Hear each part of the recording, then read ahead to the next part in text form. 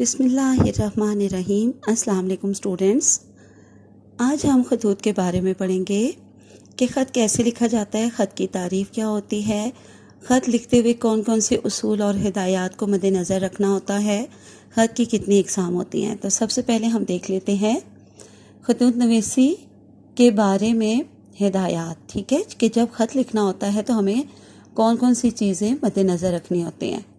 پہلی ہدایت ہے، خط میں انداز بیان بہت سادہ ہونا چاہیے۔ لکھنے والا اپنے خیالات کا واضح اور برملا اظہار کر دے اور ذہن میں یہ رکھے کہ جس کو وہ خط لکھ رہا ہے وہ سامنے بیٹھا ہے۔ دوسرا اصول یا ہدایت جو مد نظر رکھنی ہے وہ کیا ہے، خط لکھنے والا جب ذہنی طور پر مطمئن ہو تب ہی خط لکھنے بیٹھے، کیونکہ ظاہر ہے کہ ہمارا جو موڈ ہوتا ہے اور جو ذہنی حالت ہوتی ہے تو وہ بہت زیادہ اثر انداز ہوتی ہے ہم پر، تو اس لیے کہا گیا ہے کہ خط لکھنے سے پہلے آپ کا بالکل مطمئن ہونا بہت ضروری ہے۔ تیسری ہدایت یا اصول دیکھیے، خط لکھنے کا انداز شگفتہ یعنی کہ بہت ہی ہلکا پھلکا سا اور لطیف سا انداز ہونا چاہیے، ٹھیک ہے۔ چوتھی بات، خط لکھنے میں مشکل الفاظ کا استعمال نہیں کرنا چاہیے تاکہ پڑھنے والے کو بات آسانی سے سمجھ آ جائے۔ پانچواں اصول یا ہدایت دیکھتے ہیں، خط پیراگراف کی صورت میں مختصر مگر جامع ہونا چاہیے، یعنی نہ ہی اتنا جو ہے وہ طویل ہو خط کہ پڑھنے والا تھک جائے، اور نہ ہی جو ہے وہ اتنا مختصر ہو کہ اصل مدعا، اصل مقصد، اصل جو بات ہم نے کرنی ہے وہ بیان ہونے سے رہ جائے۔ اب ہم خط کی تعریف جان لیتے ہیں کہ خط ہوتا کیا ہے، خط کسے کہتے ہیں۔ ہم سب اپنے خیالات، حالات اور اپنے جذبات میں دوسروں کو شریک کرنے کے خواہش مند رہتے ہیں۔ اگر اس خواہش کی تکمیل لکھ کر کی جائے تو اسے خط نویسی کہا جاتا ہے۔ خط لکھنا، ٹھیک ہے، خط نویسی یعنی خط لکھنا۔ خط کی اقسام دیکھ لیتے ہیں، یہ تعریف ہے، اچھی طرح سے یاد کریے گا، یہ بھی حصہ قواعد میں آ جاتی ہے۔ خط کی اقسام دیکھ لیتے ہیں۔ خط کی دو اقسام ہیں، کتنی اقسام ہیں؟ دو اقسام ہیں، اور یہ ایک ایم سی کیو ہے جو آپ نے اچھی طرح یاد کرنا ہے۔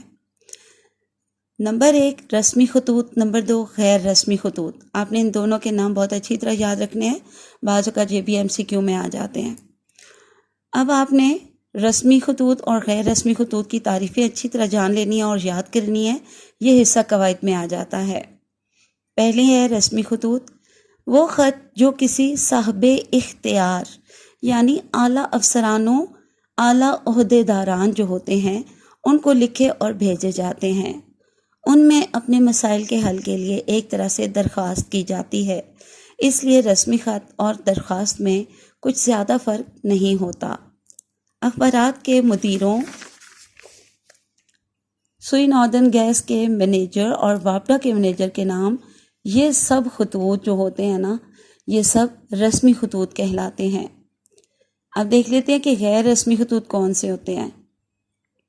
ایسے خطوط جو والدین کو لکھے جائیں، بھائی بہنوں کو لکھے جائیں، رشتہ داروں کو لکھے جائیں۔ رشتہ داروں میں ہمارے سب جو ہے وہ چچا چچی، تایا تائی، پھوپھی پھوپھا، خالہ خالو، ماموں مامانی، سب، تو ہر طرح کے رشتہ دار ہمارے آ جاتے ہیں، کزنز وغیرہ بھی سب آ جاتے ہیں، ٹھیک ہے۔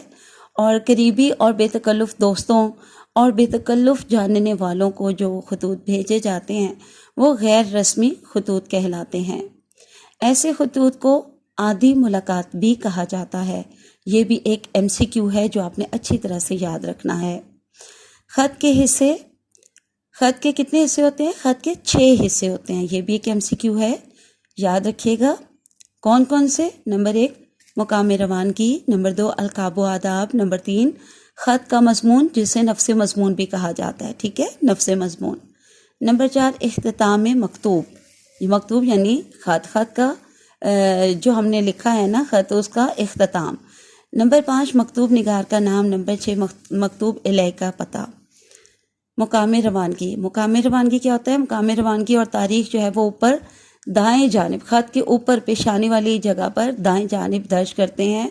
اور نمبر 2 القاب و آداب مکتوب الیہ سے اپنے تعلق اور اس کے مقام و مرتبے کی نسبت سے لکھے جاتے ہیں، جیسے والدین کے لیے اگر ہم لکھ رہے ہوں تو ہم لکھتے ہیں محترم ابا جان، امی جان کو لکھیں تو ہم لکھتے ہیں پیاری امی جان وغیرہ۔ نمبر 3، خط کا مضمون یعنی کہ نفس مضمون، جو جس عنوان پہ لکھنا ہے، جس بارے میں لکھنا ہے، وہ اندر ہم نے تھوڑی تفصیلاً لکھنا ہے پیراگراف کی صورت میں، ٹھیک ہے۔ القاب و آداب کے بعد مدعا بیان کرنا ہوتا ہے، یعنی مقصد، یعنی نفس مضمون، ٹھیک ہے۔ نمبر 4، اختتام مکتوب۔ اختتام مکتوب خدا حافظ یا والسلام جیسے الفاظ کو کہا جاتا ہے۔ نمبر 5، مکتوب نگار کا نام۔ مکتوب نگار خط لکھنے والے کو کہتے ہیں، جو لکھ رہا ہے نا خط، تو اس خط لکھنے والے کو مکتوب نگار کہا جاتا ہے۔ وہ اپنا نام والسلام کے بعد نیچے اپنا نام اور پتہ خط کے آخر میں بائیں جانب لکھتا ہے۔ نمبر 6، مکتوب الیہ کا پتہ۔ جس کو خط لکھا جاتا ہے اسے مکتوب الیہ کہتے ہیں۔ خط کو لفافے میں بند کر کے لفافے کے اوپر مکتوب الیہ کا پتہ لکھا جاتا ہے۔ یہ تو ہو گئی ہمارے خط کے بارے میں معلومات۔ اب یہاں پر ہم ایک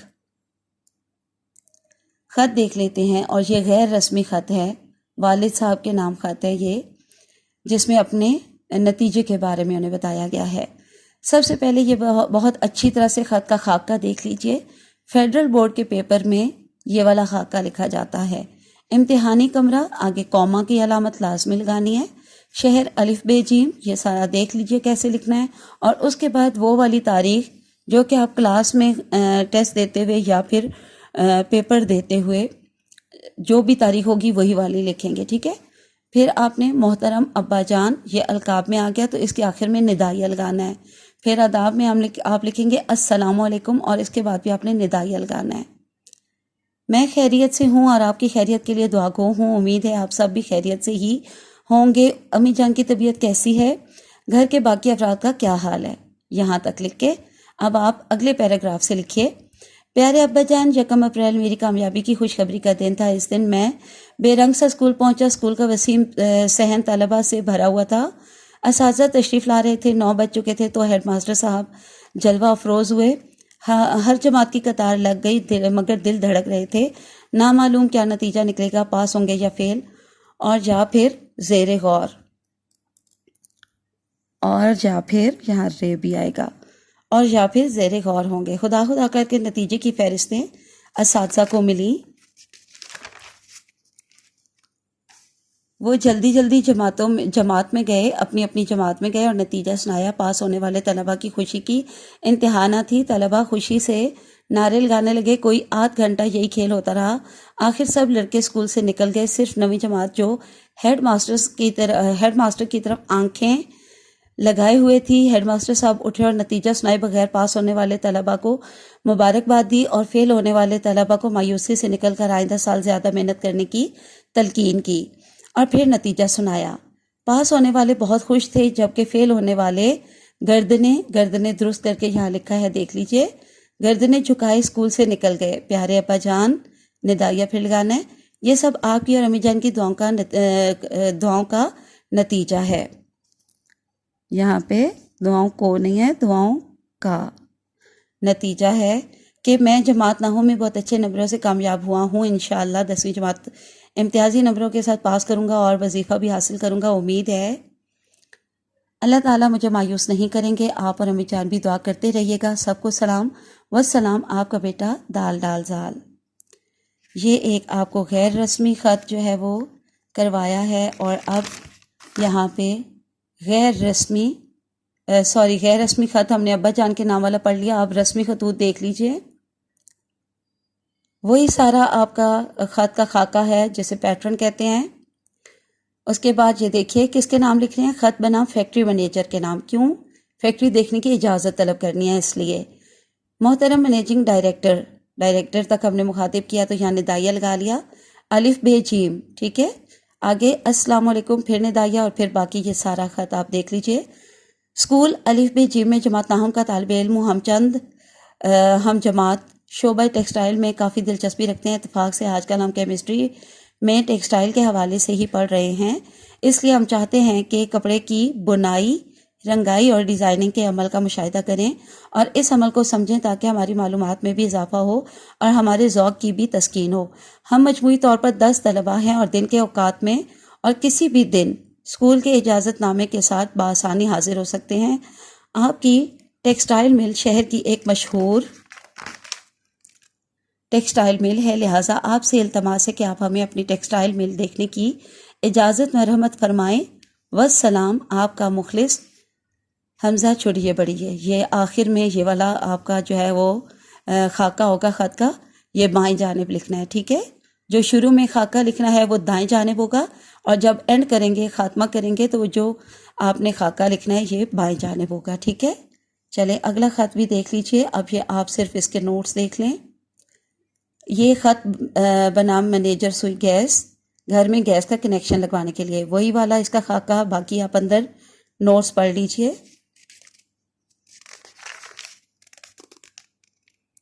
اور وہی بائیں جانب اس کا اینڈنگ پیٹرن، ٹھیک ہے؟ اب آگے دیکھیے ایک اور رسمی خط بنام مالک مکان، مکان کی مرمت کے سلسلے میں، ٹھیک ہے؟ دائیں جانب وہی ہم نے خاکہ لکھا ہے۔ آگے یہ دیکھ لیجئے ندائیہ کہاں کا پہ لگایا ہم نے۔ ایک بار اچھی طرح سمجھ لیں گے تو بار بار آپ کو دیکھنا نہیں پڑے گا، یہ نوٹس باقی دیکھ لیں۔ اور یہ بائیں جانب اینڈنگ پیٹرن۔ اب آگے دیکھیے ایک اور رسمی خط بنام اخبار ایڈیٹر یعنی مدیر، ٹریفک کی بد انتظامی کی طرف توجہ سے متعلق ہے۔ وہی دائیں جانب اوپر خط کا خاکہ، محترم ایڈیٹر اور ندائیہ، روزنامہ جنگ، شہر الف ب ج۔ یہ اچھی طرح ذہن میں رکھیے گا، نام نہیں لکھنا کسی بھی شہر کا، ٹھیک ہے؟ اگر کسی دوست کو لکھ رہے ہیں دوست کا نام نہیں لکھنا، کزن کو، کسی بہن بھائی کو لکھ رہے ہیں نام نہیں لکھنا، ٹھیک ہے؟ یہ ندائیہ السلام علیکم کے بعد باقی کے نوٹس دیکھ لیں۔ اور یہ اس کا اینڈنگ پیٹرن بھی، تو یہ فیڈرل بورڈ کے لیے آپ نے ضرور تیار کرنے ہیں۔ اس کے علاوہ بھی نوٹس بک سے انشاءاللہ آپ کو میں کل اور کروا دوں گی۔ آج کے لیے اتنا کافی ہے۔ اللہ حافظ اینڈ فی امان اللہ۔